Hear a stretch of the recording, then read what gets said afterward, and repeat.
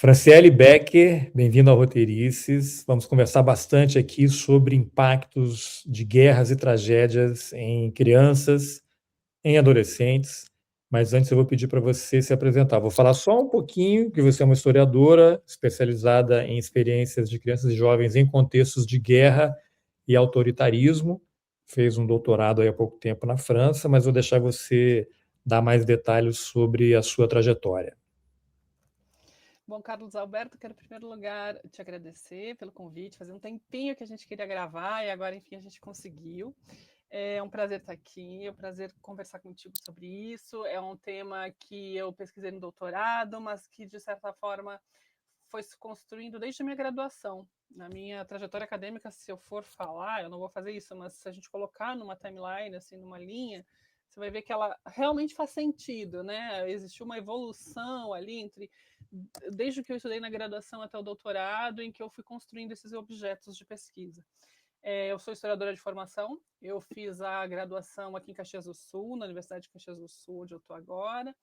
Eu fiz o mestrado na Federal do Rio Grande do Sul e o doutorado na Universidade de Paris 8, na França, vinculado ao Instituto de História do Tempo Presente.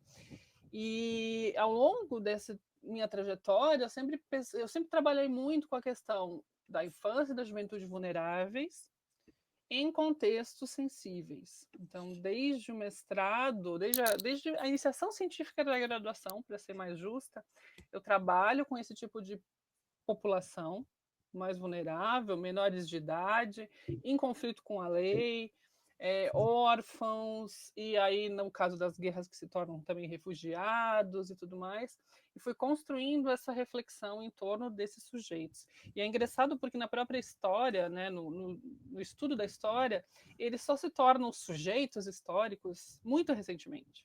É um movimento que dentro da história se faz desde os anos 60 apenas, de pensar em criança e adolescente como sujeito histórico. Né? A história da infância é uma das vertentes talvez mais novas e ainda se consolidando dentro da historiografia. Então, falar sobre isso é um prazer e, obviamente, pensar, refletir sobre o quanto ainda é um objeto atual. Infelizmente, sobretudo falando-se em guerra, falando-se em genocídio, falando-se em violência, falando-se em como crianças e jovens são muitas vezes usados como alvos e como objetos de propaganda, né? E como é que essas coisas se articulam até o tempo de hoje, até o tempo presente.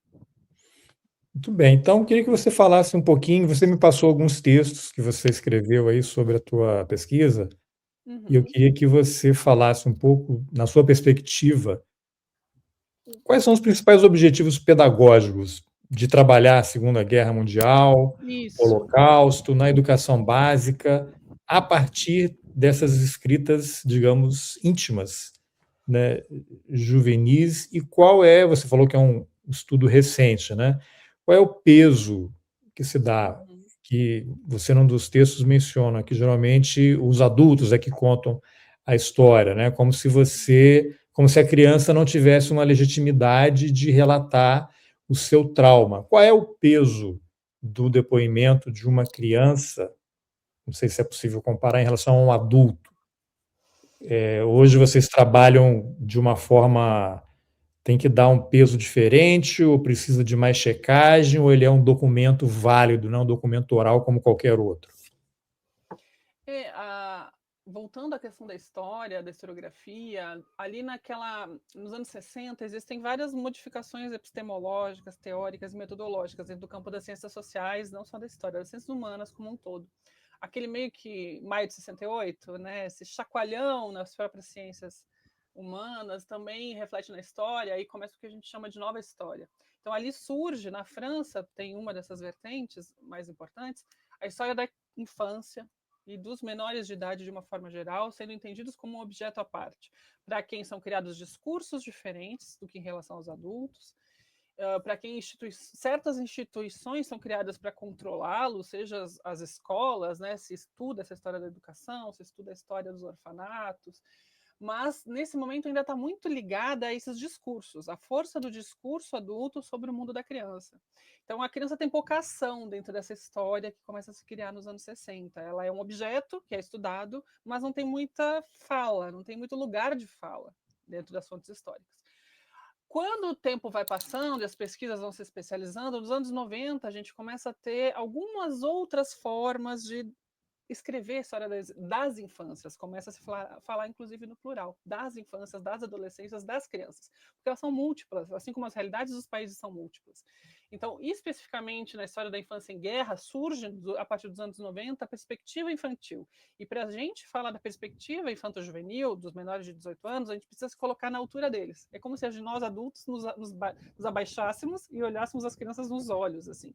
E isso é uma mudança também metodológica e epistemológica. A gente tem que pensar novas fontes, porque eles não escrevem da mesma forma que os adultos, não escrevem pelos mesmos motivos que os adultos, não geram os mesmos documentos burocráticos que seja, se a gente vai falar de documento histórico do jeito mais tradicional, que é o papel, né, o documento escrito, a gente tem que começar a pensar em novas fontes. E aí surge, por exemplo, o estudo de desenhos infantis, como uma fonte válida de história.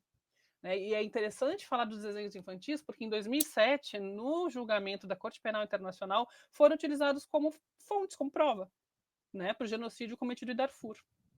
Então, assim, começa a se criar essa ideia de que as crianças têm o que dizer, que a palavra dos menores de idade também tem valor.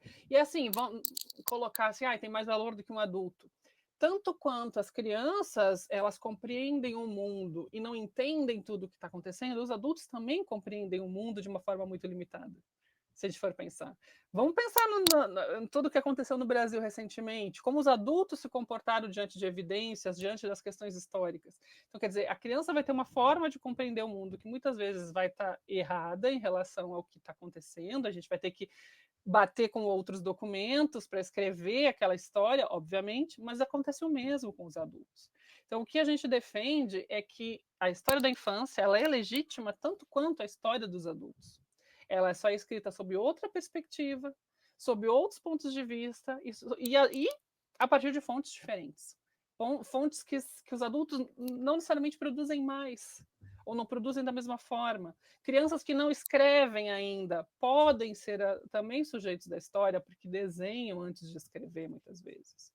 Então, é interessante porque pega essa perspectiva mesmo das crianças que não são alfabetizadas. E uma coisa que eu sempre bati muito na tecla, e eu faço isso desde a graduação, é a dimensão pedagógica. Como é que a gente pode fazer com que isso chegue na sala de aula? Porque na sala de aula, além de ser um material, um objeto didático, um material didático que a gente pode usar para ensinar história, assim como a gente usa outras fontes, a gente pode criar uma certa empatia, uma ligação maior dos estudantes, e aí eu estou pensando na educação básica, do fundamental e médio, com esses sujeitos. Então, quer dizer, um adolescente estuda a Segunda Guerra Mundial, que, por exemplo, é o meu assunto de pesquisa, de doutorado, a partir do 9º ano, é uma primeira vez que ele toma conhecimento da Segunda Guerra no 9º ano, quando eles têm 14 anos, e depois no 3º ano do ensino médio, quando eles estão lá com 16, 17 anos. São 2 momentos em que deveria se ensinar Segunda Guerra, levando em conta um currículo cronológico, enfim. São 2 momentos em que eles são adolescentes já. São 2 momentos em que eles podem se identificar com essas fontes. E aí a gente pode partir da Anne Frank, que é a adolescente em guerra mais conhecida do mundo. A gente pode partir do Diário de Anne Frank, que eles já ouviram falar, que talvez já tenham até lido, que é um diário muito interessante para trabalhar outras questões da própria intimidade, da própria questão de ser adolescente. A Anne Frank discute muitas coisas que não necessariamente têm a ver com a guerra. Não dá para mobilizar vários outros professores para trabalhar com aquilo. E pode ser um gancho para trabalhar a guerra, do ponto de vista dos civis. Porque qual é a grande questão com os adolescentes hoje em dia? Guerra não pode ser vista como videogame. Guerra não pode ser vista como, sei lá, alguém que vai lá atirar e matar o outro. Porque daí isso gera o quê? Esses mercenários brasileiros que estão indo para a Ucrânia. E morrem lá. Porque não tem a menor noção do que estão fazendo. Porque não tem a menor noção do que é uma guerra, do que é o sofrimento causado por aquela violência. Então, Sim, assim, porque quando sai do videogame não tem uma outra vida. Exato. Exato. É uma Não só. é um videogame, gente. Ali é vida real. Então, assim, pegar a perspectiva dos civis, sair dessa história militar da guerra, isso também é uma coisa que eu gosto muito de fazer. Sair dessa história militar da guerra, das grandes batalhas, dos grandes comandantes, não sei o que, não sei o que, não sei o que, ou dos grandes líderes, porque também tem isso, tem essa fascinação com os nazistas e tudo. Sai desse topo e volta para baixo. Vamos botar o pé lá, na vida real. como é que os civis viveram, como adolescentes das classes populares, como esses alunos viveram a Segunda Guerra. Então, um pouco da minha tese é isso, tentar mostrar como adolescentes comuns escreveram, viveram e desenharam essa guerra, no caso, a Segunda Guerra Mundial.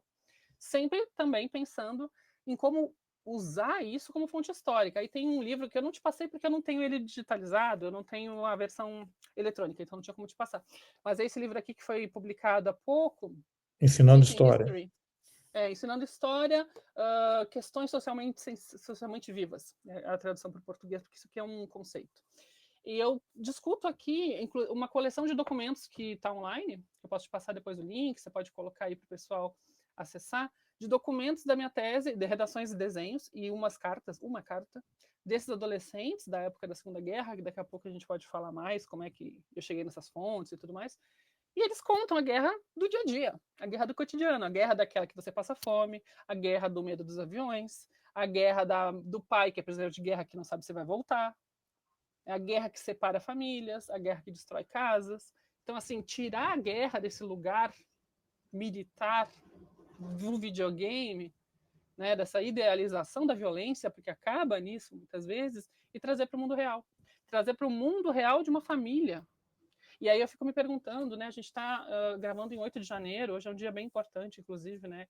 Do veto dessa PL que queria reduzir as penas dos golpistas brasileiros. Acho que é um dia importante para a democracia, mas também nós estamos falando logo depois do ataque do Trump contra Caracas, do sequestro, da invasão do sequestro do presidente Maduro. Houve o 6 de janeiro aqui nos Estados Unidos, do né? 6 de janeiro nos Estados Unidos, e daí eu fico pensando assim, na cidade que eu tô, Caxias do Sul, tem muito imigrante venezuelano, muito, a ponto de aqui no meu bairro eu escutar espanhol na rua, a ponto de a gente chegar em alguns lugares e ter mais funcionários venezuelanos do que brasileiros.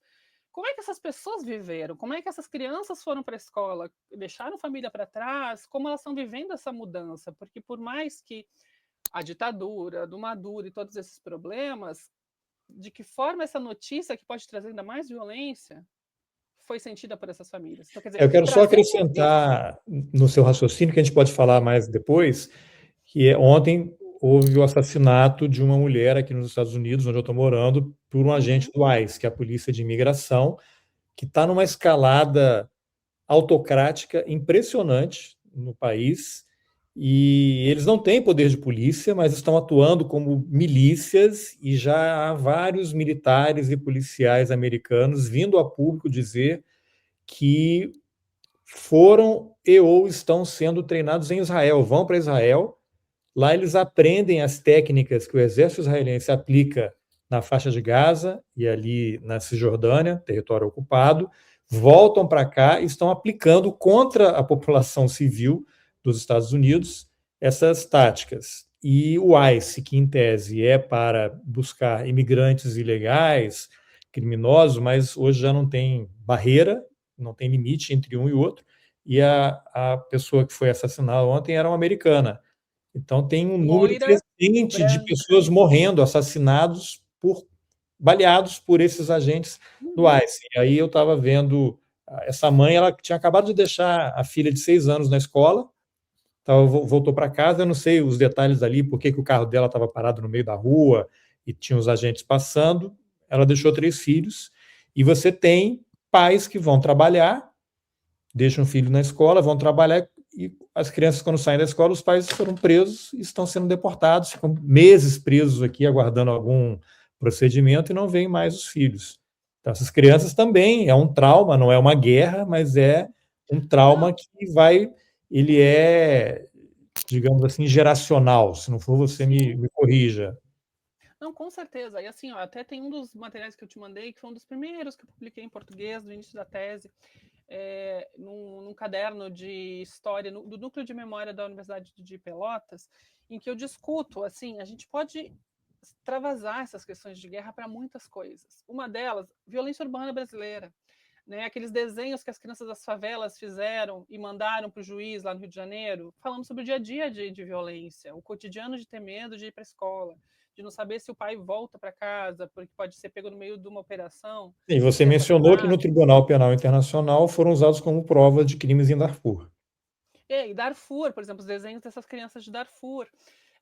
Então, dá para extravasar, né? Dá para extravasar para a imigração, para todas essas questões migratórias, todas essas violências, e fazer esses links com os alunos em sala de aula, né? Porque, por exemplo, Caxias do Sul, eu estou num lugar que é bem longe da Venezuela, bem longe da Amazônia, mas é um lugar que atrai muitos migrantes e imigrantes por causa do polo metalmecânico, dos empregos que tem aqui na região. Então, assim, é uma terra de migração. É uma terra que recebe, teve muitos senegaleses no primeiro momento, nos anos 2000, agora os venezuelanos estão bastante presentes, eu não sei em números. Teve haitianos aí também? Haitianos, senegaleses e agora os venezuelanos. Isso tem que ser levado para a sala de aula. Isso é uma situação de conflito, isso é uma situação autoritária, tanto o porquê eles saíram da Venezuela, tanto o porquê eles não podem talvez voltar. A situação ainda está para evoluir, mas a gente sabe que boa ela não vai ser. E a gente sabe que isso não acontece assim, depois que os Estados Unidos invadem ou tomam conta de algum lugar. Todas essas questões migratórias nos Estados Unidos, né, e como é que é a recepção dos imigrantes aqui, que é extremamente diferente, O né, que me leva a um todos... gancho para a segunda pergunta que eu ia fazer. Como é que essas... Bom, no texto que você tem lá, tem as redações dos adolescentes delinquentes, né, até entre aspas, ali nos centros de observação, depois a gente fala mais sobre isso, franceses ali na década de 1940. Como é que essas redações permitem acessar e compreender essas experiências juvenis de medo, luto, trauma e solidariedade durante a guerra e o genocídio? Aí eu quero frisar a palavra solidariedade para fazer o gancho com isso. Como é que se trabalha na sala de aula hoje para que os jovens tenham solidariedade e empatia por esse pessoal que está chegando, que sofre uma discriminação horrível. O Brasil, ao contrário do que as pessoas pensam, não é um país bonzinho. Tem muita gente A ruim gente que não tem faz o um monte ICE de na coisa rua, errada, mas a né? gente tem xenofobia, né? A gente não tem o ICE na rua, mas a gente tem xenofobia de outras formas. Pois é. Para explicar, para chegar nessas fontes, eu vou dar só um contexto do que foi meu doutorado, né? Eu trabalhei com fontes ligadas ao Tribunal de Menores francês. Eram instituições que foram criadas na época da guerra e que perduram algumas décadas depois, até os anos 70. Então, dos anos 40 aos anos 70, existiram instituições na França chamadas centros de observação. Ela era meio que uma antessala, um meio do caminho entre a apreensão desses menores por algum tipo de infração ou por estarem em situação de vulnerabilidade, isso também se confunde às vezes, e o momento em que o juiz decide o que fazer com eles, seja mandar eles para casas de correção, para, enfim, lugares onde eles tenham um acolhimento de maior duração. E nesse centro de observação, em que eles ficavam, em média, 3 meses, eles eram testados por médicos, psicólogos, psiquiatras, educadores sociais e policiais também, porque era, de certa forma, um lugar carcerário, para tentar entender o porquê da delinquência, né? Ou o porquê da vulnerabilidade daquela criança especificamente. Mas a maior parte deles tinham cometido algum tipo de delito.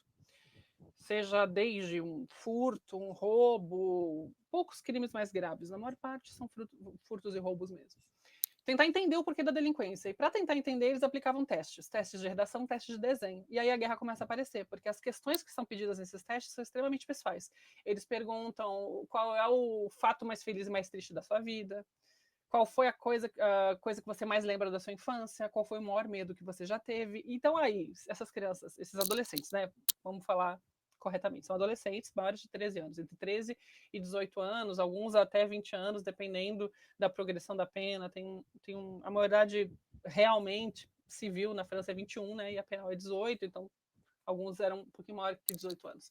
Em média, eles tinham 17 anos de idade.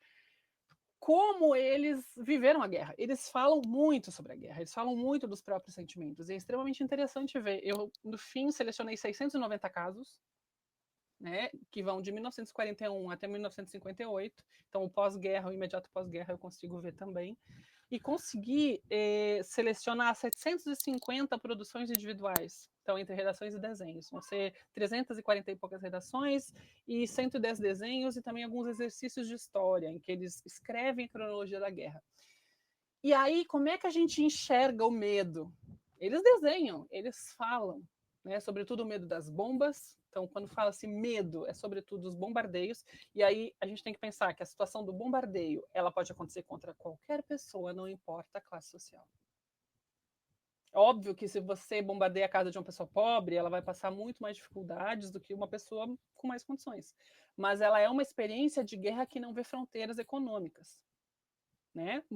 São muitas vezes bombardeios estratégicos ou não, que tem também isso, nem Vou todos são acrescentar estratégios. aqui, como uma provocação para você, o fato dos pagers no É, Líbano, que explodiram em 24. tese, os israelenses criaram uma empresa lá no Sudeste Asiático que operou como uma empresa comercial, vendendo para o mundo, mas o objetivo era que os integrantes do Hezbollah comprassem os pagers para se comunicar, e eles estavam todos com mecanismos explosivos, com artefatos ali, explodiu, e aí, mas isso a gente não vê na imprensa, né? Mas você tem uma quantidade enorme De de mutilados. civis sem ligação com o Uhum, Hezbollah e crianças com o uhum. rosto totalmente destruído, perderam pedaços da mão, do braço, dedos amputados. Não é uma bomba, mas é uma bomba também. É uma bomba, porque ela acho que teve alguns casos até documentados mesmo que explodiram no meio de uma feira, no meio da rua, a Não, no pessoa estava mercado, andando. né? No É, supermercado, na fila do supermercado, pessoas em exatamente. Então, volta. assim, é uma experiência de guerra, uma experiência de violência que não respeita nada, nenhuma barreira, né? Dependendo de onde ela cai e como ela cai, a gente pode ver por Gaza, aquelas cidades todas destruídas, a infraestrutura, que é algo que é difícil de reconstruir, que leva dinheiro, que leva tempo, por mais que a França, por exemplo, teve o plano Marshall para fazer isso no pós-guerra, né? E mesmo assim, todos os anos 50 foi um momento de muita crise habitacional na França, que é um dos países mais bombardeados da Segunda Guerra. Então, assim, foi uma experiência extremamente traumática. Então, assim, medo. Primeira coisa que vem na minha cabeça são as bombas. Medo. Aí a gente vai ter populações mais vulneráveis ao medo, que sentiram mais medo durante a guerra. Quem? Os racialmente apontados como inimigos. Então a gente vai ter então os judeus na Segunda Guerra Mundial, a gente vai ter as populações romanes, assim, os ciganos, que a gente chama de uma forma errada, né? Que também são vítimas da guerra, por exemplo, na França vão ser perseguidos. Tem casos, né, nesses que eu selecionei da minha tese, né? Um menino e uma menina, cerca de 50 judeus. Então aí o medo já tomou uma outra proporção. E o luto também.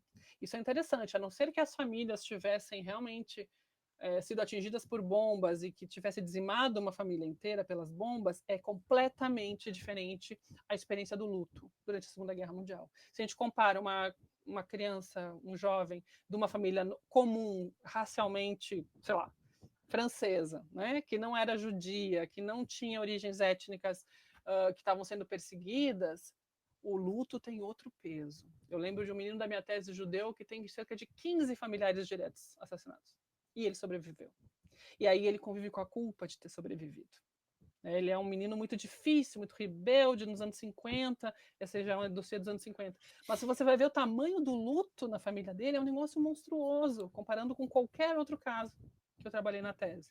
Então, Eu assim, você estava, nota isso com os sim, judeus. eu estava deixando mais para frente, mas estou me segurando aqui, mas é impossível não associar isso com o que está acontecendo na Palestina, com A Gaza, grande em que os contradição, a vídeos grande. aparecem o tempo inteiro, é um genocídio transmitido em tempo real, e você tem exatamente isso, famílias inteiras em que sobreviveu um bebê ou uma criança de 3, 5 anos de idade com as duas pernas e os dois braços amputados. Exato. Quem é que vai cuidar dessa criança quando todos os parentes morreram? Eu entrevistei há pouco tempo um jornalista palestino que está lá na faixa de Gaza, desde 23, quando começou toda essa confusão, ele perdeu a mulher e 3 filhos, É muito difícil. adolescentes. De vez em quando ele posta no Twitter assim foto dos filhos, ah, que saudade dos meus filhos e tal. O trauma, a dor que essas pessoas têm, e ao mesmo tempo você tem ali em Israel as pessoas fazendo vídeos nos telejornais. Imagina um jornal nacional em que o apresentador, vamos imaginar o William Bonner e a Renata Vasconcelos fazendo graça e com o sofrimento desse pessoal. É o que acontece hoje em Israel. É muito terrível. E aí você vê, quando você vê, assim, uma família que perdeu as 3 crianças, sei lá, mulheres, 3 crianças, uma bomba caiu ali e matou todos eles, a gente pensa, bom, ok, aconteceu, é uma guerra, é uma questão muito circunstancial, aquela família estava toda reunida. É o Mas tal quando do você vê dano muitas. colateral, mas dano Exato. colateral de 70 mil pessoas não dá. Não, mas aí é diferente. Aí é diferente. Quando você vê que são muitas famílias e que momentos diferentes aconteceram para matar todas essas pessoas, não foi uma bomba que caiu dentro daquela casa que matou todos de uma vez só. Você vê que ao longo desses 2 anos, né, acho que já mais de 2 anos, as pessoas foram mortas em momentos diferentes, você vê uma intenção de matar que é muito... Não são bombas jogadas aleatoriamente, não são bombas Não, é concentradas em pessoas. criança com É bala maior na que isso. cabeça, né? Como é que um... É maior do que isso. E aí você consegue comparar, assim, se eu for fazer literalmente a conta de mortos, eu fiz isso num dos capítulos da minha tese, você vê uma proporção imensamente maior de mortos entre os judeus, porque eles eram alvo. As bombas, elas eram largadas na França, numa região, sobretudo na Normandia, né, que foi que pegou a maior parte das bombas.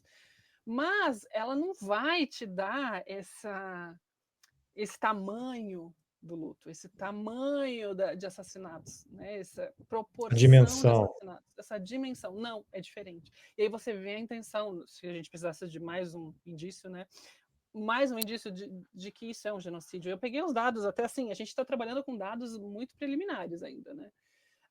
Os próprios israelenses já admitem cerca de 200 mil vítimas entre mortos e feridos, o que dá 10% do total que tinha na faixa de Gaza antes de começarem os ataques. A gente sabe desses 70 mil mortos, mas é um dado que eu realmente acho que pode ser muito maior e que vai demorar para a gente ter certeza. Não, Eu esses peguei 70 mil são os identificados, exato, porque os tem que têm muita gente. documento. E quantos estão sob os escombros e que não serão achados? É um número preliminar, é um número que a gente sabe que vai aumentar. E já nesses números preliminares, a gente tem mais de um terço de vítimas menores de idade, porque a proporção também das crianças em Gaza é muito grande em relação à população. A gente tem 42 mil feridas, dessas 21 mil decretadas como deficientes. Isso é Save the Children do Reino Unido, são números de setembro. A gente vai ter 40 mil órfãos de um pai ou mãe e 17 mil órfãos de pai e mãe. Até agora. É muita gente num espaço que é, sei lá, muito pequeno. É um drama humanitário gigantesco. E isso é um drama geracional, porque isso passa para frente. Né? A gente tem até pesquisas aí dos neurocientistas que vão além, mas se a gente fala só da memória, isso passa para frente. É uma coisa que atravessa gerações. E eu me lembro que eu conheci uma refugiada palestina que viveu a vida inteira no Líbano, porque a família, na verdade, ela nasceu no Líbano já, e a família que, né, na Nakba, teve que deixar Israel, a Palestina, e foi para o Líbano. E ela já tem uma certa idade, ela deve ter agora, ela já era, assim, tinha 60 mais na época, agora já deve ter 70 anos.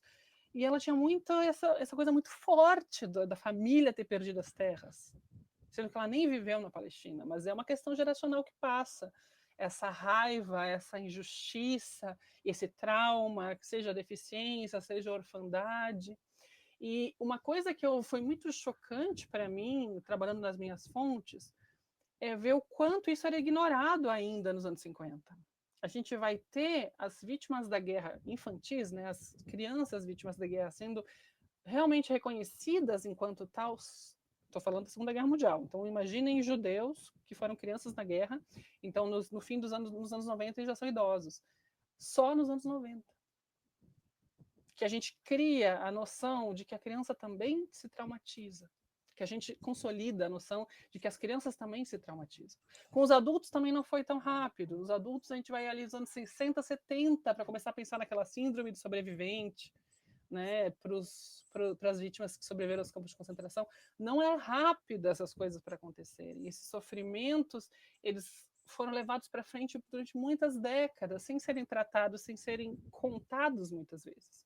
Existe também essa dificuldade de contar, de colocar em palavras o horror. E por mais que as crianças de Gaza, ou as vítimas da Ucrânia, ou as vítimas agora das próprias questões migratórias, tenham muito mais acesso a, por exemplo, terapia, psicólogos e esse olhar sensível, é muito difícil de trabalhar com essas questões. São questões difíceis de trabalhar, são questões que mobilizam vários profissionais. E que futuro a gente vai oferecer para essas crianças, por exemplo, numa situação conflagrada como a da Palestina, que não vai se resolver tão cedo. Né? Então, Não, até assim, porque ninguém sabe quando vai terminar. exato. E de que forma, Então, né? Eu acho que eles vão ser totalmente eliminados ali, a faixa de Gaza cada vez mais reduzida, e eles agora estão ali na de ser Cisjordânia divididos. legalizando os assentamentos. E agora você tocou num ponto interessante, você não é da área médica, né?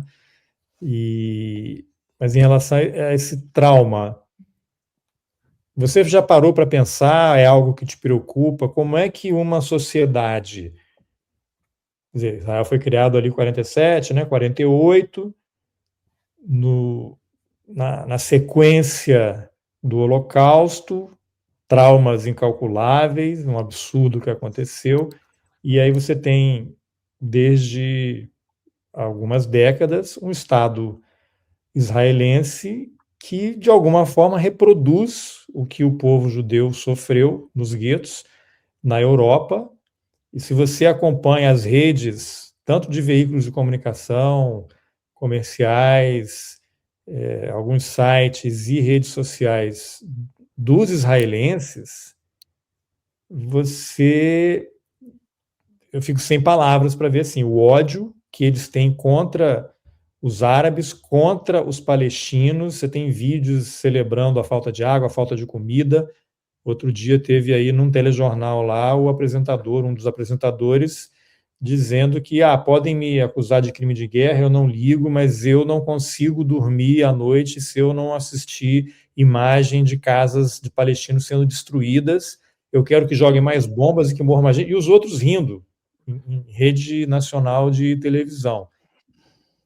Eu não sei se existe algum campo de estudo sobre isso, né? Mas como é que uma população que passou por esse tipo de sofrimento na Segunda Guerra agora está engajada, estando do outro lado do balcão, digamos assim? É difícil, né? É difícil, assim, eu tento sempre separar muito as duas questões, né? Eu acho que ser um sobrevivente do Holocausto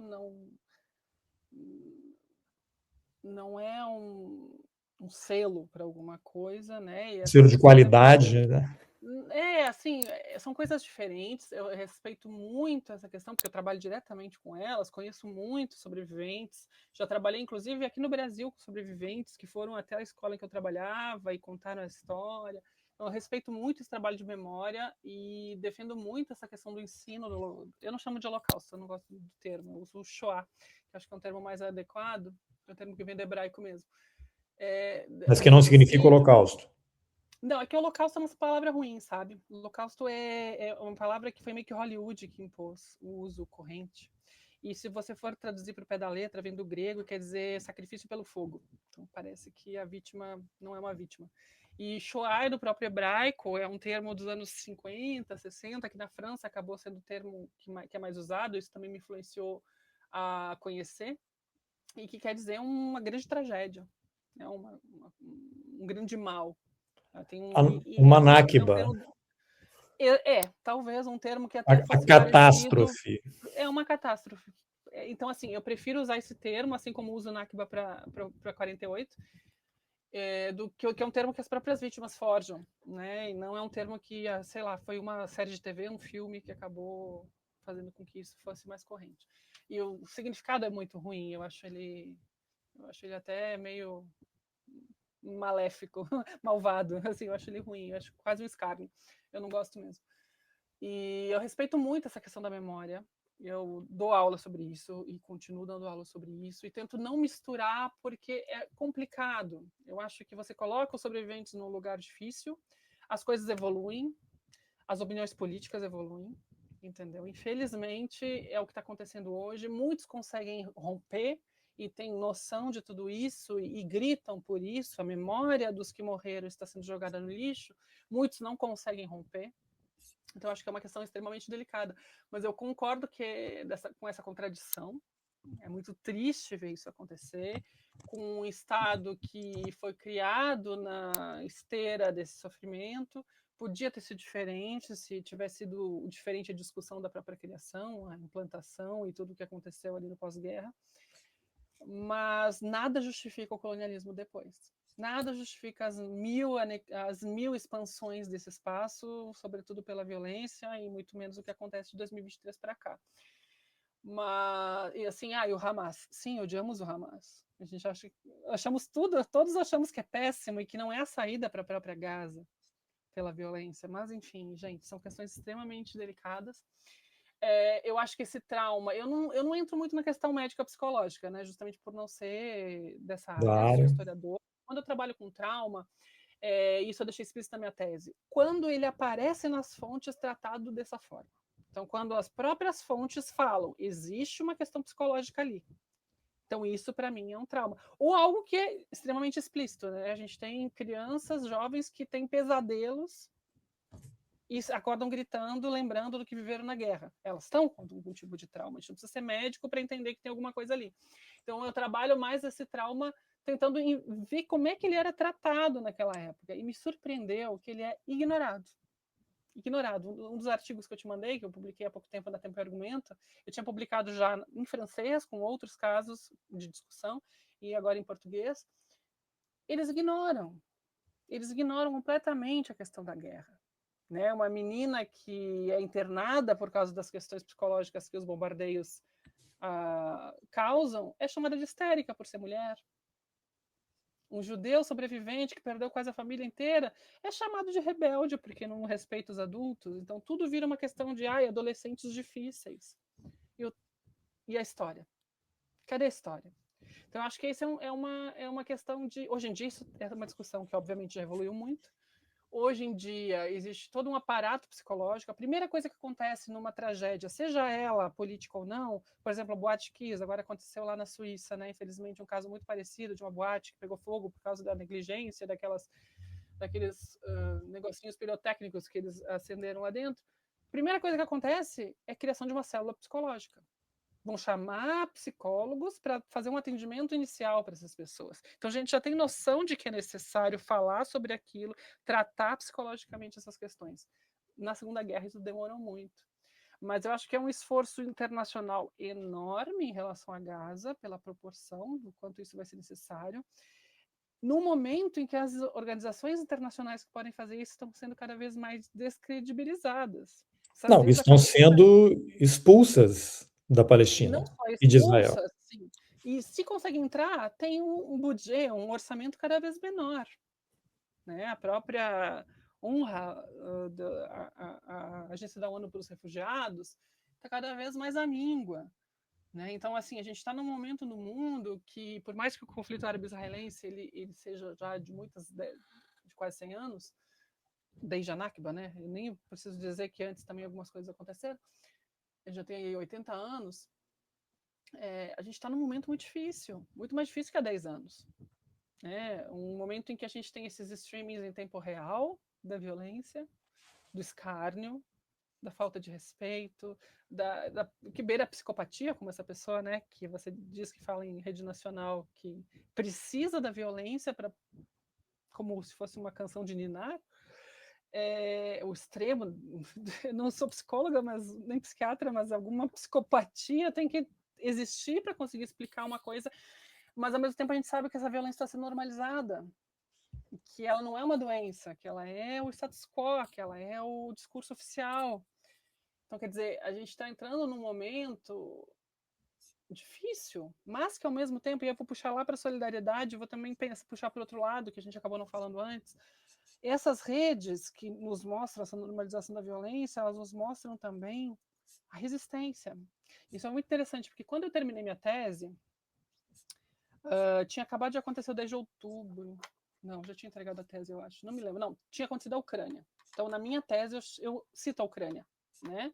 Porque já tinha alguns streamers adolescentes ucranianos falando da guerra nas redes sociais, mas era uma coisa muito incipiente. Até porque o idioma é uma barreira grande, então se não fosse inglês, eles não conseguem falar com muita gente no resto do mundo, em função da própria língua. Aí quando eu fui defender minha tese, isso foi em janeiro de 2024, já tinha acontecido outubro de 23. E aí na apresentação da minha tese eu usei as palavras dos jovens palestinos, que eu poderia ter colocado na tese, mas não tinha dado tempo, não tinha acontecido ainda. E é muito interessante ver como esses jovens usam as redes sociais. Acho que tem um... Isso entrou. Não, vazou aqui, que eu estou pegando aqui, que daqui a pouco eu vou mostrar aqui um vídeo. Uhum. Desculpa. E é interessante ver como crianças muito pequenas, eu usei 2 casos na minha apresentação, que foi os que eu tinha encontrado e tinham ficado mais famosos na época. Uma menina chamada Lama Jamus, de 9 anos de idade, cujo pai era jornalista, e ela bota um coletezinho de jornalista, que é o dobro do tamanho dela, então vira praticamente um kimono, um vestido, porque pega ela inteirinha, e ela sai com um microfonezinho, com celular, entrevistando as pessoas. Como é viver aqui em Gaza com as bombas? Ela entrevista crianças, ela entrevista adultos. A entrevista, inclusive, aquele jornalista da Al Jazeera que foi assassinado, um dos mais famosos lá no início da guerra. Uma mulher, né? Uma jornalista. É uma menininha, bem pequenininha, de 8 Não, anos. não. A que foi assassinada foi uma mulher, não é? Sim, não, mas a entrevista é um jornalista que foi Um assassinado homem. depois do 10 de... Um homem. E aí tem também um adolescente de 17 anos que ele pega e faz assim umas piadas, assim, como é viver em Gaza no meio da falta de comida, da falta de eletricidade. Ele faz um pouco de piada, mas para mostrar a realidade. Depois, aí, muito tempo depois, tem 2 meninos que falam assim, que fazem meio que um vlog, bem tiktokers, e que mostra o dia a dia. Aí vai ter um menino que faz academia, ele fala assim, como é ser o gym rat em Gaza, como é que eu consigo treinar adolescente? Quer dizer, várias perspectivas para mostrar o cotidiano de Gaza a partir das redes sociais. Então, ao mesmo tempo, eu vejo que os palestinos conseguiram mobilizar muito as redes sociais, isso é muito importante, para mostrar o ponto de vista deles, para mostrar essas violências em tempo real. E tudo isso é fonte histórica. Né? Tudo isso são discursos, são muitas vezes influenciados por certos tipos de propaganda, por certos tipos de discursos de adultos, mas são jovens e crianças levando à frente, indo à frente, usando isso e se colocando como testemunhas. Então, assim, se eu fosse extrapolar, talvez os minhas jovens que escrevem e desenham lá nos anos 40 seriam tiktokers hoje em dia e que mostram a realidade da guerra de outra forma. Né, que a gente consegue acessar de uma forma muito mais direta, muito mais rápida do que esperar que o historiador vá lá para o arquivo e descubra que existe o documento. Então, você mencionou esse gancho de jornalista, eu quero só dar um número aqui, para não deixar passar batido. Desde 7 de outubro de 2023, segundo Nações Unidas, pelo menos 248 jornalistas foram mortos em Gaza, basicamente todos palestinos, como nenhum jornalista de outro país é autorizado a entrar, então vários se tornaram jornalistas. A Federação Internacional de Jornalistas contabiliza 258 jornalistas e trabalhadores de mídia. Tem até aquela imagem clássica de uma bomba que foi jogada lá no hospital, os jornalistas subiram para fazer imagem, quando chegaram lá, foram mortos, né? É impossível alguém acreditar que aquilo tenha sido acidental, né? Então, entre 242 e 274 jornalistas foram mortos até agosto do ano passado. Continua morrendo gente esse período todo. Né? E aí eu quero mostrar aqui o vídeo que eu separei, que é isso que, ao lado, você tem, de um lado, jornalistas sendo assassinados pelas forças de Israel, ninguém mais é autorizado a entrar, porque eles querem o controle total do que eles vão mostrar, o que vai ser exibido. Então tá aqui, ó, o vídeo. Esse aqui eu vou colocar na tela. Vou colocar para rodar. Isso aqui é um programa, para quem está só no podcast, é um programa de TV num dos grandes telejornais do país. Então tá em inglês, depois eu faço aqui a tradução. חס וחלילה, אישה מלחמה זה אני, אתה רגל על הגב. אישה מלחמה זה אני מודה, אני אגיד את זה פה, לא אכפת לי שירדו עליי, אוספים פה חומרים. אני לא נרדם טוב בלי שאני רואה בתים קורסים בעזה. מה אני אעשה? עוד בתים, עוד מגדלים, שלא יהיה להם לאן לחזור. אגב, בתקופת התנ"ך גם היו זורים את האדמה במלח. הם צריכים לזכור, הם עמלק. הם צריכים לזכור את זה להרבה מאוד זמן. אי אפשר להגיע לאיזה הסדר מיד. סליחה, זה רק אני. זה פשע מלחמה. חס וחלילה. פשע מלחמה זה אני. אתה רגל... Na verdade, estava em hebraico, mas com legendas aqui em inglês. Mas basicamente ele dizendo: não me incomodo de me chamarem de criminoso de guerra, mas eu não consigo dormir se não tiver uma casa sendo explodida e se eu não puder... Enfim, é uma coisa terrível. E tem também... Diga lá. Ele fala ali mais casas, destruam mais casas, mais prédios, mais casas, né? Isso. E aí pensa, como é que uma pessoa, ele tem uma certa idade, né? Ele deve ter uns 60, 70 anos de idade. Eu vou até deixar aqui a cara dele aqui no vídeo. Isso aqui é um criminoso de guerra, né? Sim, ele é alguma coisa? Ele é jornalista? O vídeo, ele veio de... Eu, na verdade, compartilhei. Ele é apresentado como jornalista ali, mas eu acho que fiquei em dúvida. Mas os outros estão rindo, né? Vou colocar aqui, ó. Os outros estão dando risada, ó. Isso aí ri. Ó.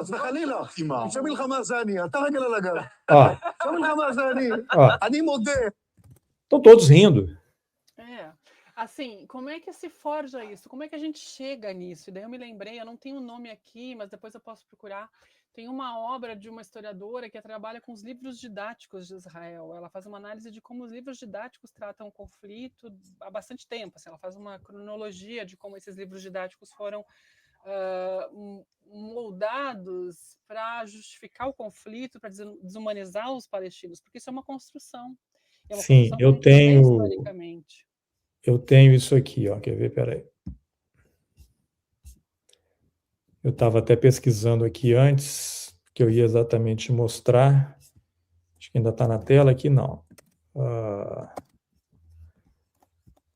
Está na tela. Ainda aqui na Amazon. Está na tela ainda? Está na Amazon, sim. Tá, aí aqui, ó. Books. Vou buscar aqui na Amazon. Sign Israel. School Books. Uhum. Eu tenho esse livro aqui. Uhum. Palestina, Israel nos livros escolares, ideologia e propaganda na educação.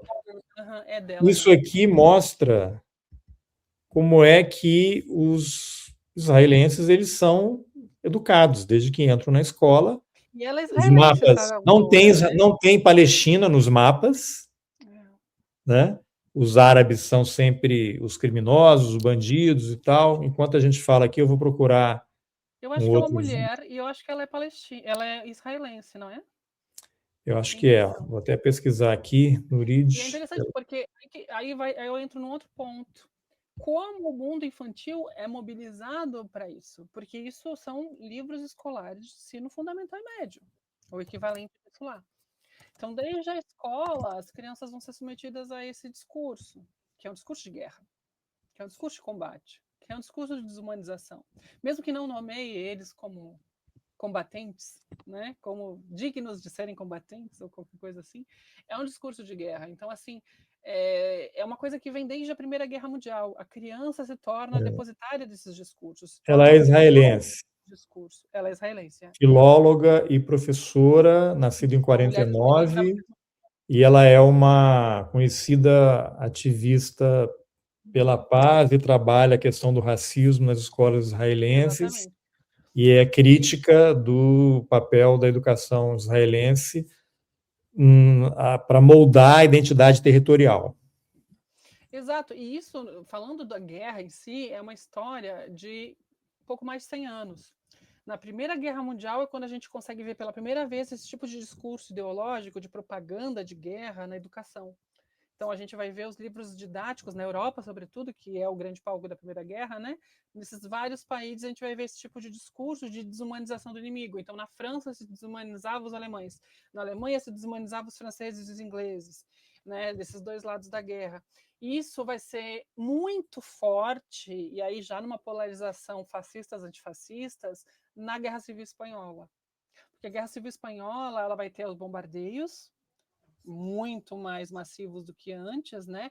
Direcionados contra os civis, né? Pelas forças franquistas, pelas forças primeiro fascistas, né? Porque a gente tem Guernica como o grande símbolo.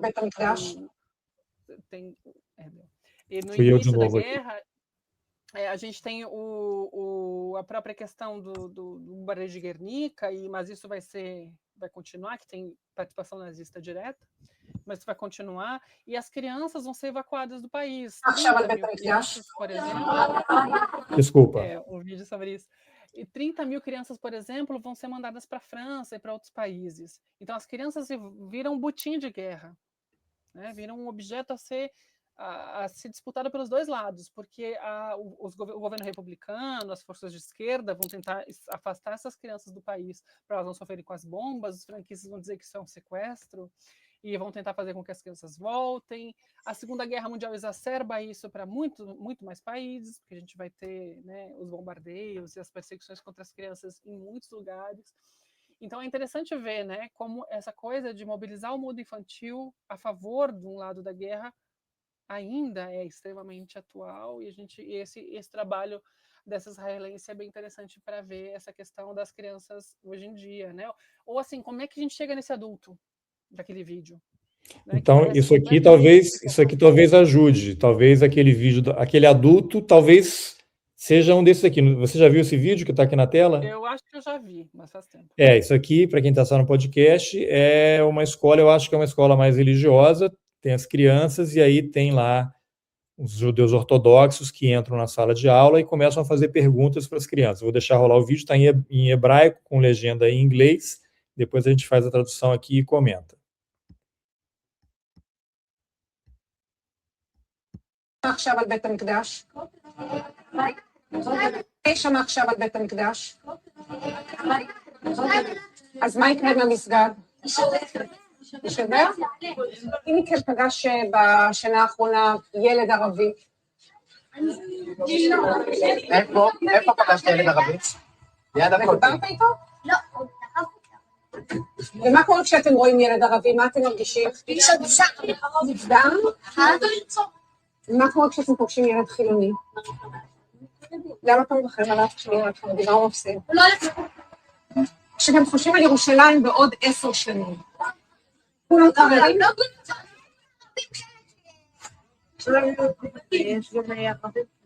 תהיה משיח, הבנתי, כן, מה אתה אומר? שלא חלות, לא ל...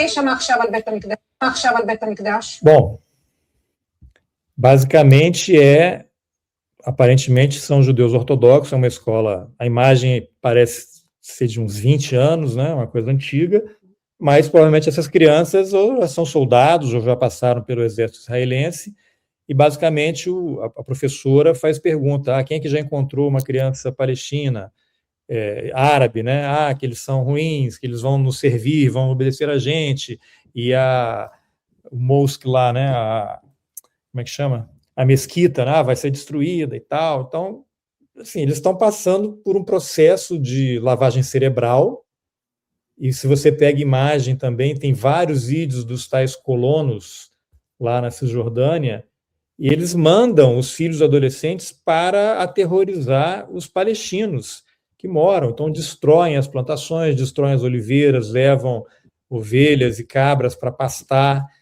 envenenam os poços de água, destroem as oliveiras, que está intimamente ligada assim, à história da Palestina, árvores, muitas delas milenares.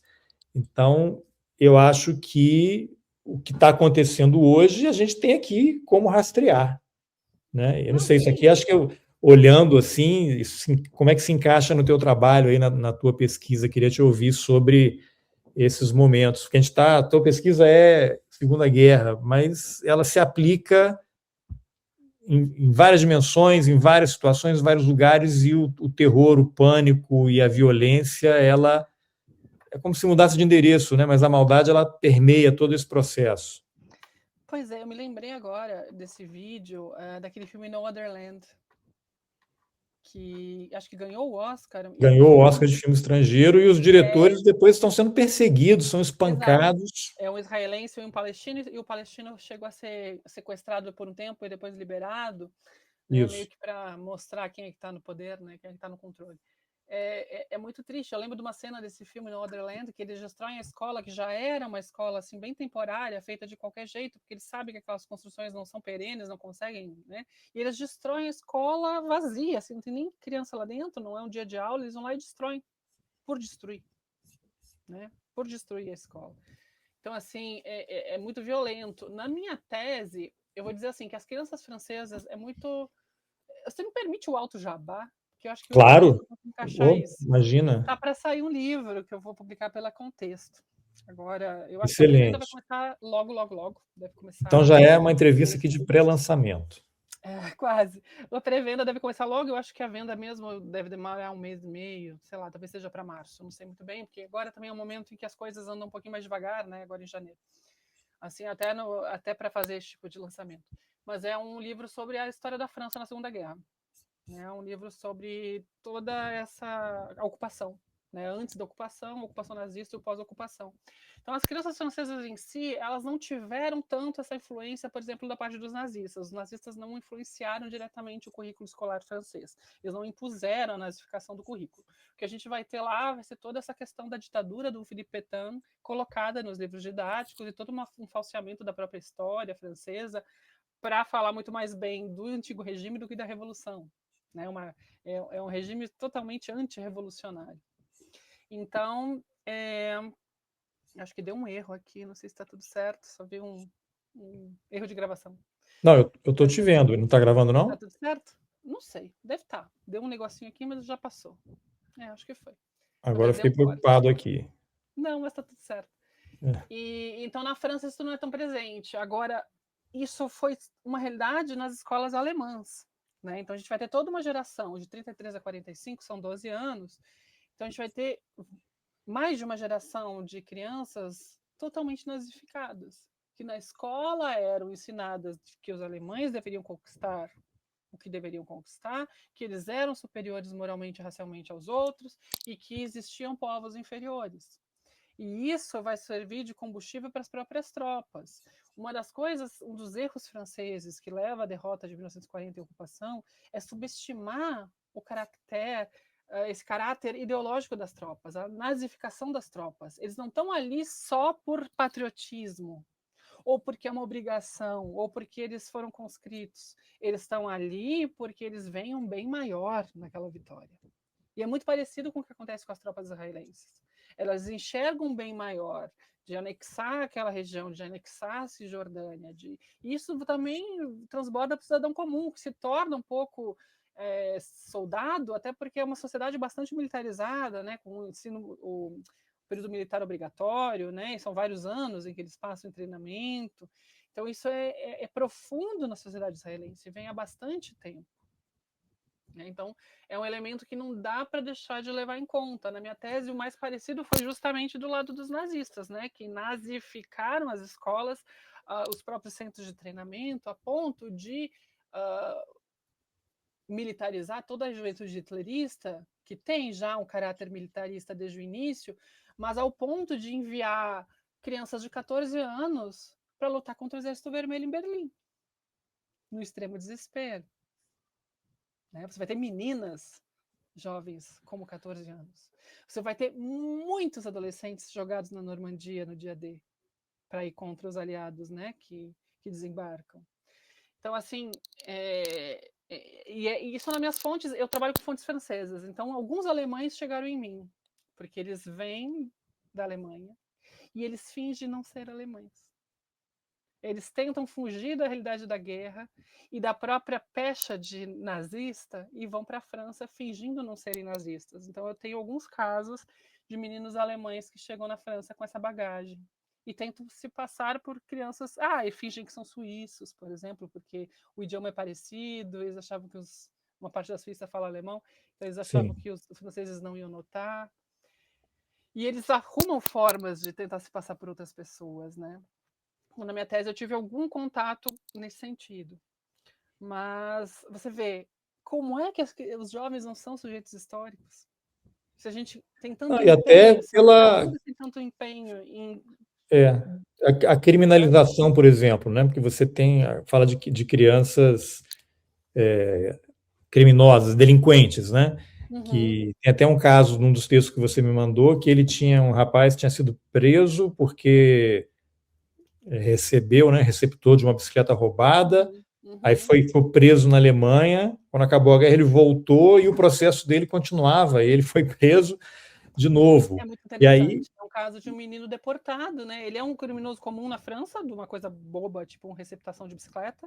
Nesse meio tempo ele se envolve com a resistência, ele é mandado para a Alemanha como deportado como resistente, volta e tem que responder pelo processo da bicicleta. Aí eles assim, peraí, eu sou vítima da guerra, eu sou um deportado que merece uma compensação financeira ou eu sou um delinquente? Eu não sei mais quem eu sou. Ele fala isso. E exatamente. Tem 17 anos.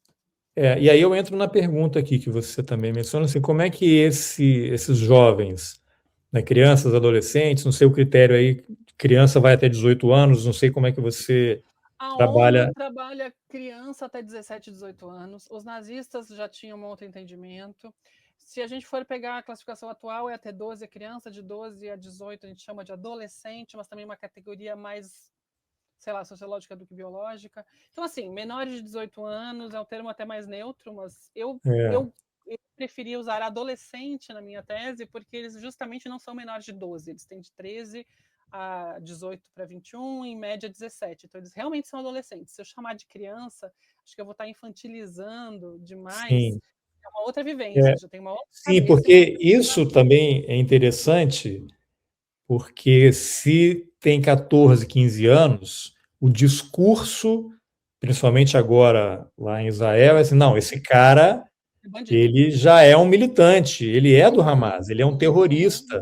E tem um monte de vídeos dizendo que todo mundo tem que morrer, o bebê já nasce terrorista e ninguém tem que sofrer. Então você tem relatos de soldados e políticos dizendo, não, tem que matar todas as crianças porque elas vão crescer e vão vir aqui atrás da gente. O objetivo deles é nos matar, então a gente vai matar antes. Então você tem essas crianças, elas são adolescentes, são vítimas da violência de Estado, e em Israel hoje você tem prisões com centenas. Eu estava fazendo um levantamento aqui, atualmente tem entre 300 e 500, depende da fonte que você buscar, de crianças e adolescentes sendo presas em prisões realmente, estão sofrendo abuso sexual, violência de todo tipo, né, psicológica, não tem alimentação adequada. Teve até o caso de um garoto que é cidadão americano também, que ficou 9 meses preso,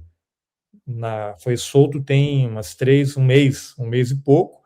Israel não dá satisfação de nada para ninguém consegue controlar, eles não respeitam nenhuma legislação, fazem o que querem, e não tem accountability, né?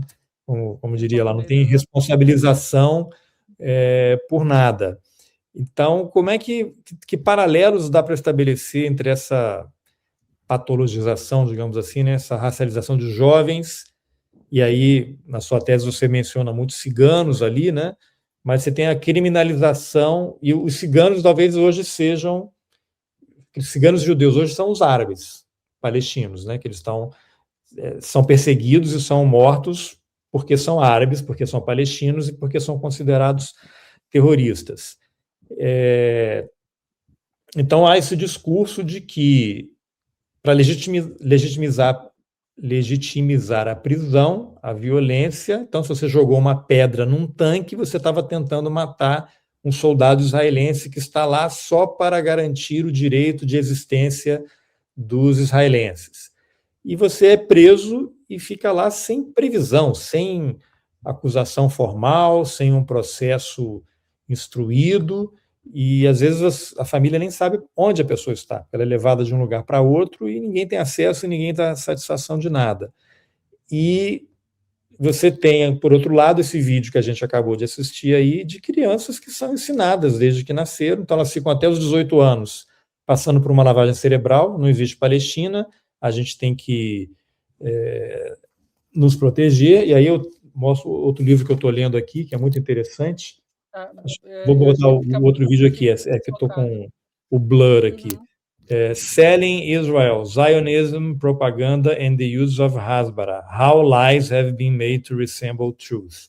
Então, como é que a propaganda israelense, desde antes do início, né, desde quando surgiu o sionismo, ela é usada para financiar e para criar as verdades deles, que interessam a eles. Então, você tem um monte de fatos que são distorcidos para justificar o que eles estão fazendo. Tem sempre a possibilidade de voltar para a Shoah, né, como argumento. Então eu tenho o direito de existir, eu tenho o direito de me defender, o direito à autodefesa. Isso justifica qualquer ação, inclusive um assassinato e o extermínio de milhares de pessoas.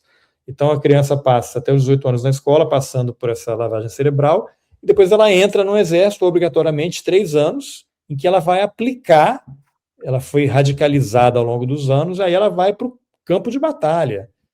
E tem um monte de vídeos dos soldados, tem até um site, um perfil, na verdade, IDF Babies, que tem a coisa da sexualização da guerra, que são meninas, soldadas, 18, 19, 20, 21 anos, em posições sensuais, com armas, no tanque, em uniforme. Aí tem uma foto dela de uniforme e outra de biquíni indo para a praia, que é uma forma de dar um apelo, né, de humanizar de alguma forma o genocídio que está acontecendo.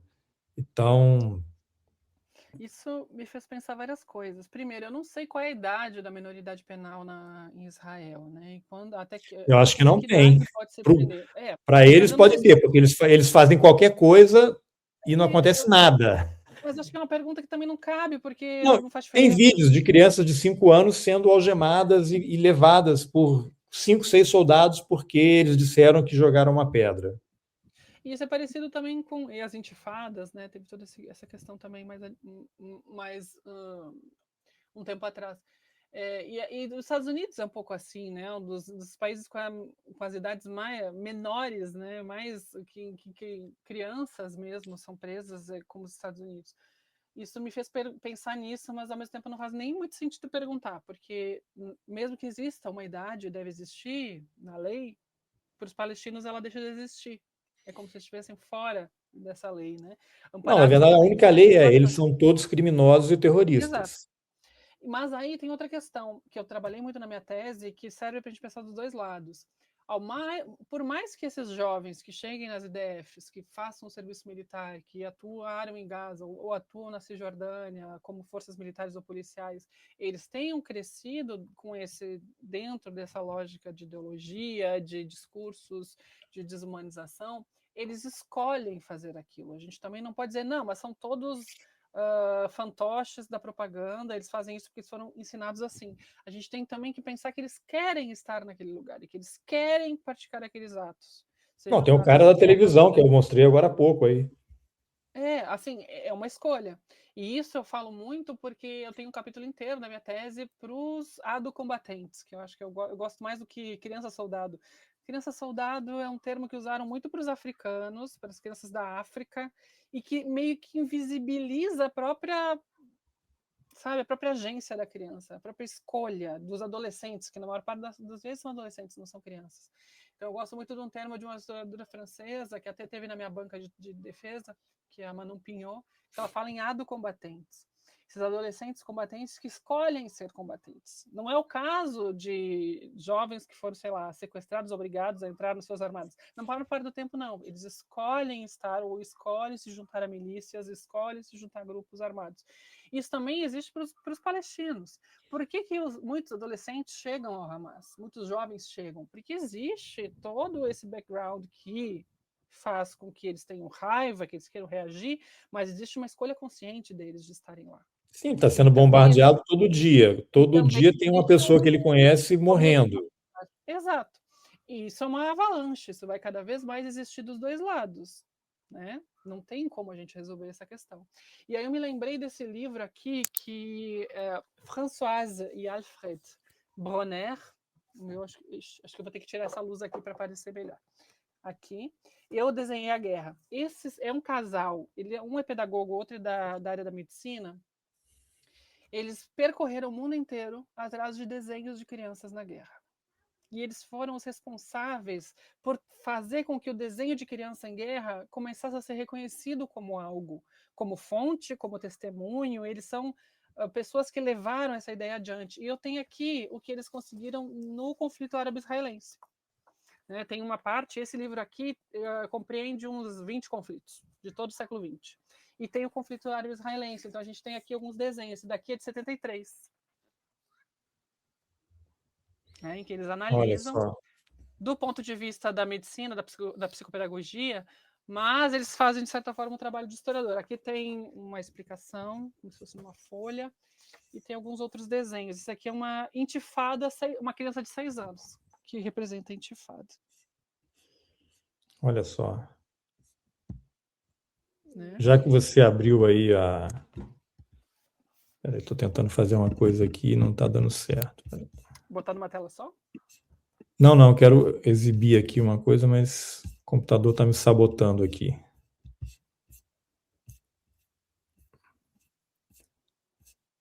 Mas aí eu vou mostrar também uma imagem. Você fala dos desenhos, mas eu procurei aqui alguns... Ah, tá aqui.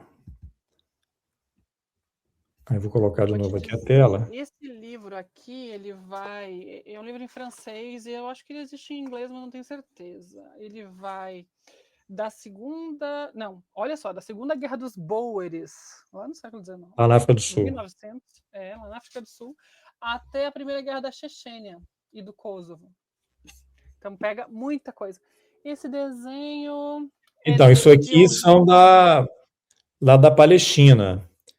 Então, são desenhos de crianças e adolescentes. Uhum. Eu tenho mais um aqui. Olha só. Tem essa exposição. Vou te E pedir aí para mandar aqui, isso para mim depois. sim. E na própria ONU tem, eu até separei aqui o vídeo, porque você tem o embaixador de Israel junto à ONU, o Danny Danon, e ele chamou a Francesca Albanese de bruxa, né? Uhum. Ela apresentou um relatório comprovando o genocídio e a resposta dele, você é uma bruxa, vai fazer feitiço contra a gente e tal. Uhum. E aí, tá em inglês aqui o vídeo, mas ele está na recepção da ONU, lá em Manhattan, Nova York, e tem uma exibição de desenhos de crianças do mundo inteiro sobre paz. E ele fica furioso, porque tem um desenho da Palestina, que eles não mencionam Israel. Vou colocar o vídeo aqui para... Entrance of the United Nations, where thousands of people are passing every day, the UN decided to put an exhibition about world peace. Look at the drawings of children from all around the world. Nothing about Israel. Nothing about our hostages. Look what they have. They don't recognize Israel. They promote hate in those drawings. That is shameful. This is part of the hypocrisy of the United Nations. I demand that the UN will remove this exhibit immediately and will stop with the hypocrisy against Israel. Here at the... Então ele fala que não tem nada sobre Israel, que divulga ódio contra Israel, que tem lá um Free Palestine, aí tem um mapa que é um desenho da Palestina, e ele exige que a ONU retire a exposição imediatamente, acabe com ela. Então, você ter o embaixador se prestar a combater exposição de desenho de crianças pela paz. Dialoga muito aí com o seu trabalho, né? Estou deixando na tela aqui essa imagem. Com certeza. E aqui de bebês mortos, né? Tem esse outro livro aqui, olha só o desenho da capa, chama Deflagrações. É de uma exposição sobre desenhos de crianças. Deixa eu só fechar minha luz aqui, para aparecer melhor. Ele, na verdade, olha só, é um livro que abre. Aqui é o desenho da criança, você vê que são traços de criança, uma criança muito pequena que desenhou, né? Um corpo Sim. com o braço ensanguentado e a cabeça. E aí um artista fez em cima, é um conflito na África, fez um desenho em cima, né? Do que seria a pessoa. E tem uma série de conflitos, e a maior parte dos desenhos vem de fontes de organizações internacionais e pega vários conflitos do século XX discutidos por historiadores. É um livro de 2000 e qualquer coisa, 2010, sei lá, 2015, não me lembro. E tem mais um da Intifada aqui que eu achei. Ó. Olhando rapidinho, porque eu não olhei, como ele não tem um índice por conflito, eu tenho que olhar um por um. Então, aqui da Intifada em 88. Né? E eles analisam, né, como esses desenhos mostram essa realidade da guerra e como essas crianças conseguem, né, trazer essa realidade da guerra através dos desenhos. Seja esses desenhos da paz, que enfurecem os senhores da guerra, sejam esses desenhos que mostram muita violência. Né? Uns desenhos que me chocam muito são os de Darfur, acho que os mais explícitos, assim, sem comparação em relação a esse livro aqui, são os de Darfur, aqui, né, o da capa, que também está aqui dentro, nessa versão do artista e na versão da criança. Deixa eu dizer, 10 anos de idade, é um menino. É Ruanda, o conflito, tá? Genocídio das machetes, né? Que foram os genocídio das machadadas. Das facas, dos facões, dos machados. E o Sudão, o Sudão do Sul, aí a gente tem Darfur aqui, aquele desenho que é um dos desenhos que foi para... Deixa eu ver se eu acho ele aqui, eu tinha passado por ele agorinha. Que foi para aquela exposição... Cadê? Olha aqui outro desenho bem explícito sobre os amputados. São crianças muito jovens. Aqui eu falo crianças porque são crianças mesmo, que fazem esses desenhos extremamente explícitos, que usam as cores. Como é que isso não é uma prova de que alguma coisa aconteceu? Olha os corpos. Olha a vala comum, com mulheres e crianças. Esse desenho aqui é de Uganda, 1998. Então, assim, eu acho que aqui, esse desenho de Darfur, que é um dos desenhos mais conhecidos, que foi usado como prova. Aqui tem mais um. Sim. Agora, Fran, na tua pesquisa, você se preocupou em fazer um levantamento desses registros, mas a conclusão dela, assim, como é que esse trabalho que você fez, você mergulhou nesse material todo durante anos, né, uma vida de pesquisa, e agora o que você extrai dele e o que você está levando para a sala de aula e como é que os estudantes reagem, porque isso é uma porrada, né?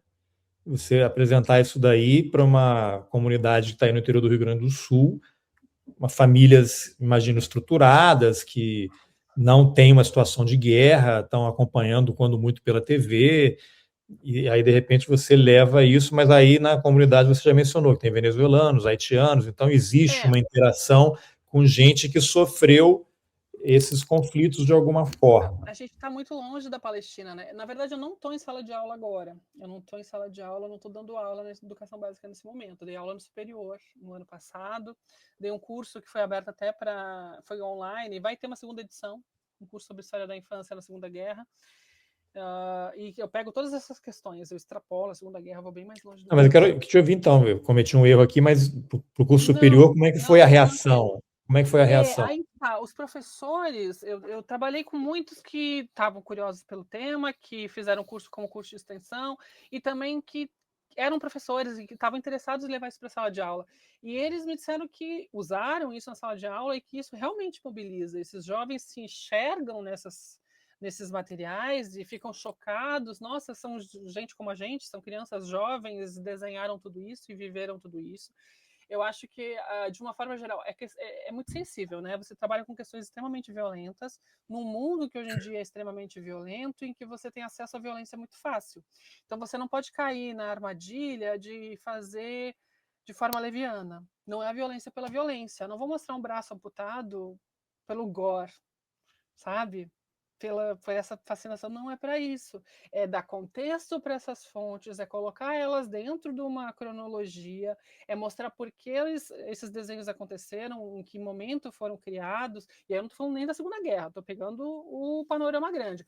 Porque uma das coisas que eu faço é indicar para os meus alunos sites em que eles podem acessar esses desenhos. Um dos sites é o projeto do qual eu participo, que é o REV, Refugiés, Enfance, Violence, Exílio. Refugiar, Violência, Infância e Exílio. Tem toda a coleção do Alfred e da Françoise inteira, que aqui só tem um pedacinho selecionado. Tem algumas das coleções que estão nesse livro aqui, tem a minha coleção de documentos com metadados que dizem data, qual é o conflito, que idade tinha a criança, por que ela desenhou, em que contexto, levar essas fontes contextualizadas para a sala de aula e trabalhar como historiador. Assim como a gente trabalha com cartaz de guerra, porque isso é bem comum, assim como a gente trabalha com filme, como uma forma de representação histórica, assim como a gente trabalha com documento. E a gente leva essas fontes para a sala de aula, também dá para levar esses desenhos e redações, porque na minha coleção tem redações também, que tem como acessar. E, de uma forma geral, as experiências que eu tenho é de bastante curiosidade da parte dos graduandos, dos professores de formação e dos que conseguiram colocar em prática, que tem um retorno muito positivo. Né, que esses jovens eles gostam, se interessam, vão buscar o Diário de Anne Frank, se ele não foi meio que o início do trabalho, que muitos podem começar pelo Diário de Anne Frank para daí passar para outra coisa, muitos buscam essas coisas. Com as redes sociais também, eles chegam nessas crianças literalmente, né, eles vão chegar nessas crianças. Me lembro muito de uma menina chamada Renade, que fazia, não sei se você chegou a ver no Instagram, ela fazia receitas de culinária com as coisas que ela tinha da guerra, e ela agora é refugiada na Holanda, ela conseguiu sair de Gaza já faz acho que quase um ano. Então, assim, são crianças, ela é criança mesmo, ela deve ter uns 8 anos de idade, 10, no máximo 12, não sei, mas ela é bem jovem. Então, assim, eu acho que tem esse processo de identificação. Muitas escolas fazem intercâmbio com outras escolas. A escola aqui do meu bairro, que é onde eu fiz até o meu estágio na época, eu sei que tem um trabalho com crianças da Ucrânia. Né? Tem toda a mediação do professor de inglês para conseguir fazer com que eles conversem. Um manda cartas, assim, digitalizadas, né? Escrevem, digitam, mandam. Então, acho que com a Palestina talvez seja um pouco menos comum, não sei. Mas eu acho que é possível se tentar fazer esse tipo de troca, seja através de uma instituição, de uma ONG, de uma instituição internacional, ou da própria internet. Então, assim, ferramentas nós temos muitas hoje em dia, e eu acho que se ela é usada para tanta coisa ruim, para filmar em tempo real, tudo que está sendo feito de ruim, ela também pode ser usada para a solidariedade, para as pessoas se informarem, para as pessoas entenderem a história dessa região, entenderem como as coisas são complicadas, e ter um olhar mais sensível para esses imigrantes que chegam, né? Como eu falei no caso dos venezuelanos aqui na minha cidade, em outras regiões de fronteira podem ser outras crianças, em outros países, enfim. E eu acho que são histórias que se entrelaçam pelo cotidiano, pelo tanto que tem em comum, por gostos parecidos. A própria globalização nos ajuda um pouco nisso, de fazer com que essa aproximação realmente possa acontecer. Eu acho que é muito salutar. E, Fran, como é que você acha que a pergunta básica, assim, levantando a bola para a historiadora, né? A prática de registros, né, esses dossiês, relatórios, laudos, depoimentos, comissões da verdade, museus, como é que eles podem servir ao longo do tempo para a construção de uma resistência, reconstrução da memória sobre infâncias e juventudes nesses contextos de violência extrema?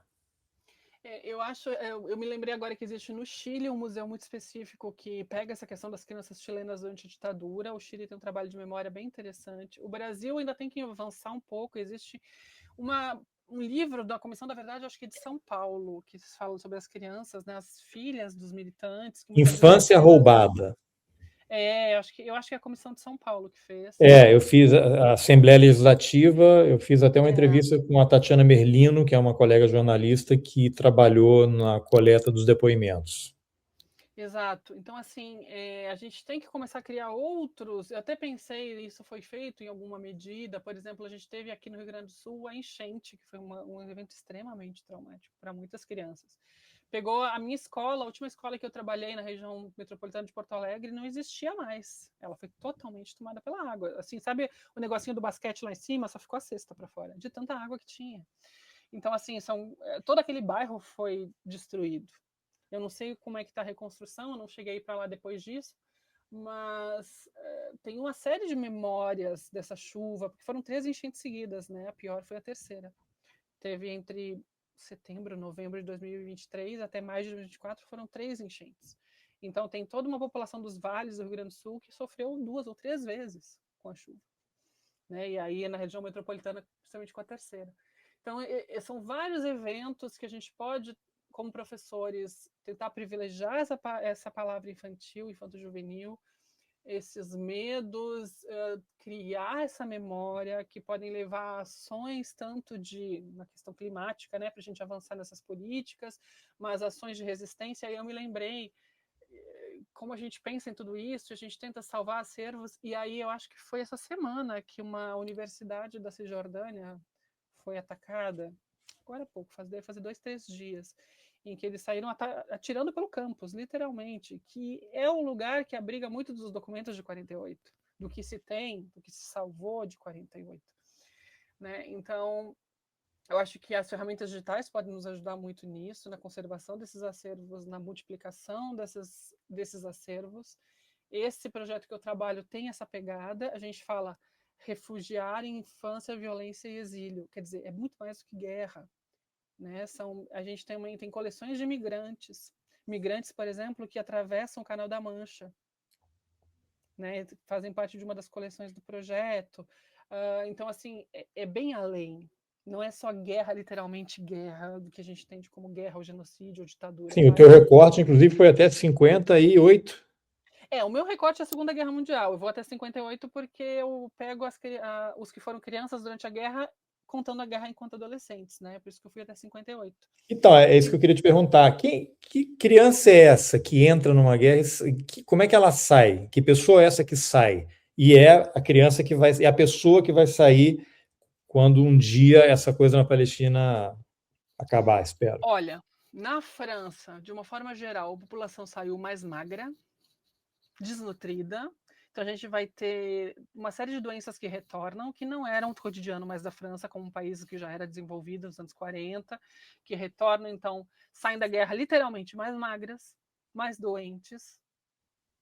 São crianças que muitas vezes vão ter que conviver com o fato de serem órfãs, de terem perdido um pai ou uma mãe, ou os dois. São jovens que entendem esse fenômeno militar e muitas vezes vão ser jogadas em outras guerras logo em seguida. A França vai ter a guerra da Indochina e da Argélia. Então, muitos dos adolescentes da guerra são jogados diretamente nessas guerras coloniais. E aí é um outro problema para lidar. É uma população que, de certa forma, vai ser bastante pacifista. Isso já é também a população francesa saiu da Primeira Guerra extremamente pacifista. Né? Se foi para a Primeira Guerra com uma dose de patriotismo, sai dela com uma dose de pacifismo, sabendo que a guerra não é uma saída. Mas, assim, o meu recorte ele é muito pequeno, são 690 indivíduos, alguns eu consigo seguir no pós-guerra, consigo descobrir o que eles se tornaram. Alguns deles se tornam militantes da memória. Tem 2 meninos romanes da minha tese, ciganos da minha tese, um menino e uma menina. O menino, eu consegui descobrir que ele se tornou um militante pela memória dos povos ciganos na França, e ele escreve poemas sobre o que ele passou.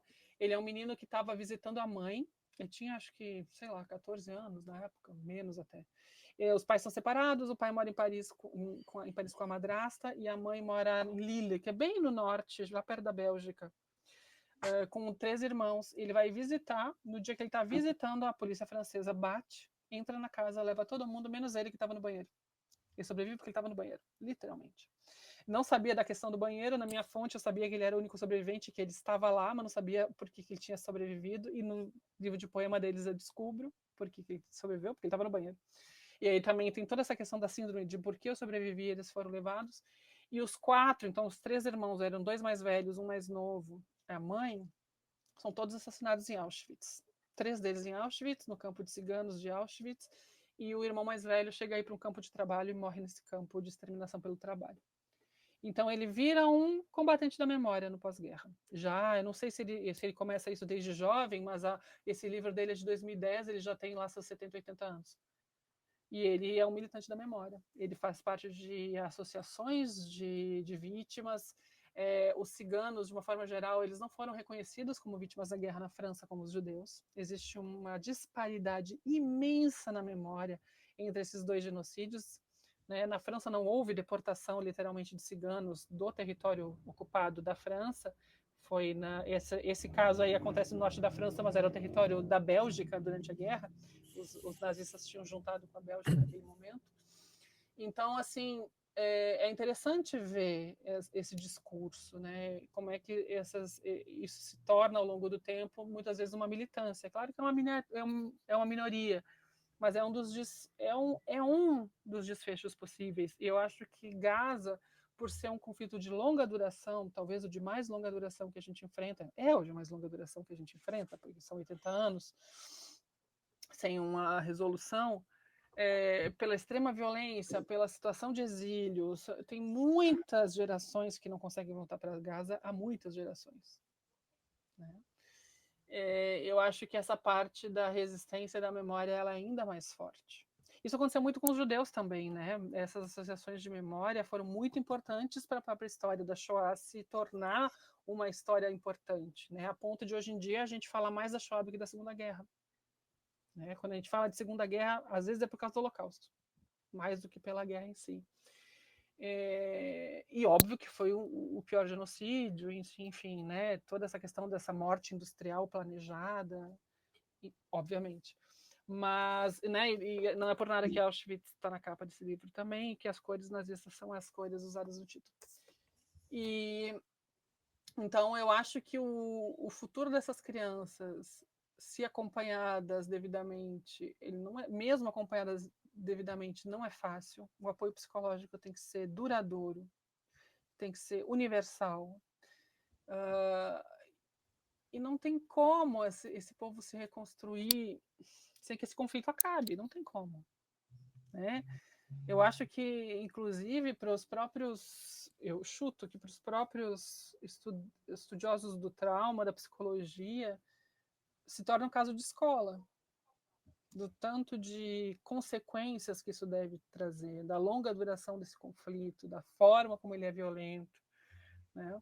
Porque a gente vai pensar Ruanda, a gente tem um conflito muito curto, são meses, né? Em 94 que acontece um genocídio, a gente tem um pós-guerra bem difícil dos campos de refugiados que leva alguns anos para frente, mas é circunscrito no tempo. A Segunda Guerra Mundial, no máximo, a gente extrapola para 12 anos. Um pouco mais de tempo se a gente pegar talvez as situações da Ásia, não são 80, gente. São 80 anos quase, né? A gente vai fazer 80 anos daqui 2 anos, em 2028. É muito tempo. É muito tempo, um conflito que tem altos e baixos, que tem momentos de maior intensidade e de menor intensidade, mas é um povo que é praticamente apátrida, né? Não consegue voltar para sua pátria, não consegue retornar. Então são consequências diferentes, são consequências de longo prazo, e são consequências que a gente não consegue sanar tão cedo. Fiquei sem palavras aqui, porque é muito pesado, né? Mas, Fran, para a gente caminhar para o final aqui, onde é que as pessoas te acham? Você está aí nas redes sociais, os seus textos. Você me mandou aqui alguns PDFs, né? Eles estão digitalizados, estão assim em sites, não em sites, assim, onde é que as pessoas acham isso? Que aí eu deixo o link aqui. Se você colocar meu nome completo, que está aí na tela, Franciele Becker, você encontra, entre aspas, você vai encontrar vários podcasts que eu participei. Então, além desse, que você vai encontrar em breve também, buscando, você encontra o podcast do Weeklies, do História FM, você encontra o Desnazificando, das meninas lá do NEPAT, você encontra o Dragões de Garagem, que eu falo um pouco sobre a questão de pesquisar no exterior, né, de ser uma brasileira pesquisando no exterior. Tem vários podcasts que eu participei, tem várias reportagens também na imprensa, e os artigos estão nas revistas acadêmicas. Então, se você botar lá no Google Acadêmico e puxar por lá, você encontra vários. Se você botar meu nome e PDF do lado, você encontra várias coisas também. Nas redes sociais, eu tô com Fran, né, só o apelido, _Becker, em todas as redes é o mesmo nome. Tô no Twitter, tô no Blue Sky, tô no Facebook, que eu uso menos. Estou no LinkedIn por obrigação, mas não é a rede que vocês vão procurar. Estou no Instagram. E em breve vem notícias, então, desse lançamento da Contexto, que eu acho Qual que é é o bem legal, título do porque é uma livro? É o mesmo história... da tese? Não, eu não posso revelar o título ainda. Ah, segredo A tese ainda. não é um livro da tese, tá? A tese ainda será publicada, vou tentar publicar em francês primeiro e depois em português. Vamos ver como é que isso vai sair. Talvez eu faça primeiro em português, mas o plano nesse momento é primeiro em francês. Então, qual é o spoiler do livro que você pode dar? Esse livro é um livro que sai da tese porque foi o contexto em que eu trabalhei, que é a ocupação nazista da França. É um livro de síntese, a primeira síntese em português que vocês vão encontrar com início, meio e fim de tudo o que aconteceu na França, de uma forma extremamente didática. É um livro introdutório sobre a história da França na Segunda Guerra Mundial. Com foco na ocupação, obviamente, que é o fato principal, que começa em 40 e termina em 44. Mas eu puxo antes, eu puxo as raízes do antissemitismo francês, para entender como é que eles colaboram com os nazistas na Segunda Guerra em relação à Shoah, eu puxo a crise econômica e política da França nos anos 30 para explicar por que se desintegra tão rápido o poder político na França com a invasão de 1940, eu falo dos desafios do pós-guerra, como é que a França sai da guerra e tenta se reconstruir até ali por 45, 46, no meu livro não vai muito além disso. Então, assim, é um livro que é para historiador, que é para estudante de história, que é para quem gosta de história, não é uma linguagem difícil, não é uma linguagem técnica, é um livro que nasceu para sair numa coleção até mais didática da Contexto, mas como ele acabou ficando grande, ele vai sair na coleção principal. Então, eu acho que vai ser interessante, assim, é um livro que, infelizmente, está cada vez mais atual. Né? Num mundo em que a gente tem invasões dessa forma, assim, né? Como a gente viu, num momento em que a gente tem ditaduras sendo construídas, democracias erodindo, golpes e tentativas de golpe, tentar entender como é que uma população de um país de 50, 60 milhões de pessoas, né, 40 milhões na época, Mas um país grande da Europa, importante geopoliticamente como a França, sucumbe ao nazismo, como é que as elites dirigentes colaboram com o nazismo e como é que a população fica no meio dessa história. Porque eu tento sempre puxar para os civis, tentar mostrar até um pouco das crianças, eu falo um pouco das crianças e dos jovens, tem alguns desenhos da minha tese que vão acabar aparecendo, junto com fotografias da época. Então, assim, é a guerra por dentro, a guerra que não está no videogame, a guerra do cotidiano, a guerra do dia a dia, junto com todas as questões políticas que tem por trás desse conflito na França, que é um caso único. Tá? A França é um caso único de colaboração com o nazismo da forma que foi. Não existiu outro caso igual, né, de as elites dirigentes francesas optarem em colocar uma ditadura em prática e colaborar com o nazismo como colaboraram. Então, eu acho Não que é um caso pouca interessante coisa. para a gente pensar. Exatamente. Muito bem, Fran, super obrigado. E quando o livro sair, está previsto para quando? Então, a gente está terminando as revisões, a diagramação, tá para logo. Eu acho que a pré-venda deve começar em breve e o lançamento talvez em 1 mês e meio, alguma coisa assim. Eu Que bom. ainda vai ser rápido. Eu acho Aí a que gente daqui faz até março outra alguma coisa entrevista sobre o acontece. livro. Outra Pode ser, conversa, com já certeza. marcado. Já deixa anotado aí na agenda, tá bom? Super obrigado. Um prazer.